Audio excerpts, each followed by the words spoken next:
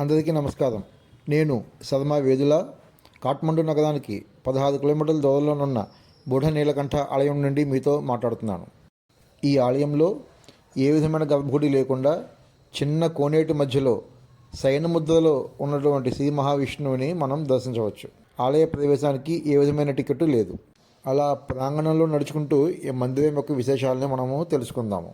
శ్రీ మహావిష్ణువు అనగానే శేషతల్పంపై శయనిస్తున్న సమ్మోహన రూపం కళ్ల ముందు సాక్షాత్కరిస్తుంది. కాని యోగ నిద్ర భంగిమలో నింగిని చూస్తున్న స్వామిని చూశారా? అది కూడా నీటిపై తేలుతూ ఉన్న శ్రీ మహావిష్ణువును బుద్ధ నీలకంఠ ఆలయం. ఈ పేరు వినగానే ఇదేదో బుద్ధుడి ఆలయం అనుకోకండి. బుద్ధ నీలకంఠ అంటే పురాతన నీలిరంగు విగ్రహం అని అర్థం. ఈ పేరు మీదే ఆ ఊరి పేరు అలా స్థిరపడిపోయింది. ఆ ఆలయానికి ఉన్న ప్రత్యేకత ఏంటంటే సుమారు 5 అడుగుల పొడవున్న ఈ భారీ రాతి విగ్రహం నీటి మీద తేలుతూ ఉంటుంది.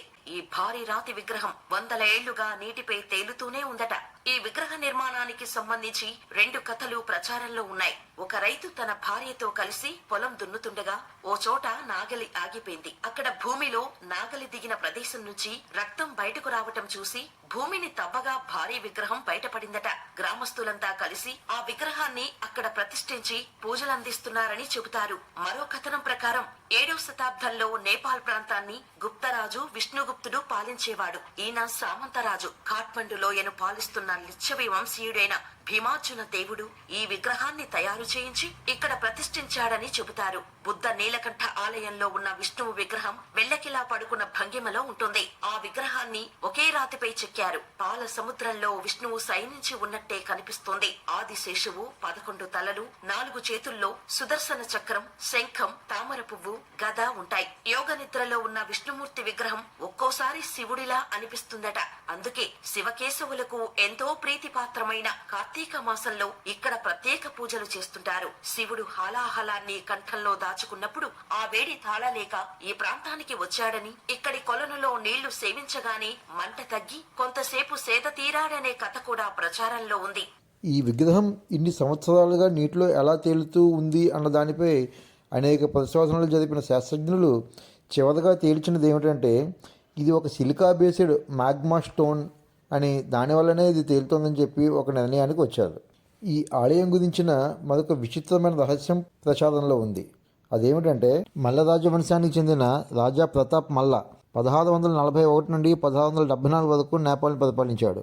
ఆయనకి ఒకనాడు స్వప్నంలో నేపాల్ని పరిపాలించే ఏ భావి చక్రవర్తి అయినా సరే బుధ నీలకంఠుని కనుక దర్శిస్తే మరణం తథ్యమని భవిష్యవాణి పలికింది. ఆ రోజు నుండి రాజా ప్రతాప్ మల్లతో సహా ఏ ఇతర నేపాల్ చక్రవర్తి కూడా ఈ దేవుణ్ణి దర్శించలేదు.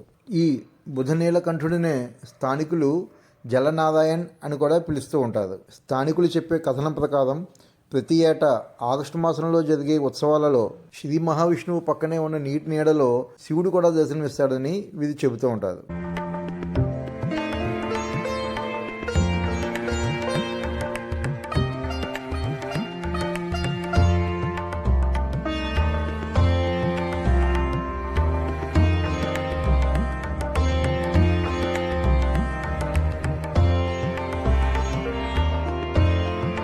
మీరు కనుక తొలిసారిగా నా ఛానల్కి వచ్చినట్లయితే సబ్స్క్రైబ్ చేయడం మర్చిపోకండి. మీకు ఈ వీడియో కనుక నచ్చినట్లయితే లైక్ కొట్టి షేర్ చేసి కామెంట్ చేయడం మర్చిపోవద్దు. మీ లైకులు నాకు మరిన్ని వీడియోలు ప్రొడ్యూస్ చేయడానికి ఉత్సాహాన్ని ఇస్తాయి. కాఠ్మండు నగరానికి దగ్గరలోనే ఉన్న మంకీ టెంపుల్ అని స్థానికులు పిలుచుకునే బుద్ధులకు అతి పవిత్రమైన 2వ ప్రదేశం స్వయంభూనాథ్ టెంపుల్ వీడియోతో మిమ్మల్ని మళ్ళీ కలుసుకుంటాను. Thank you for watching.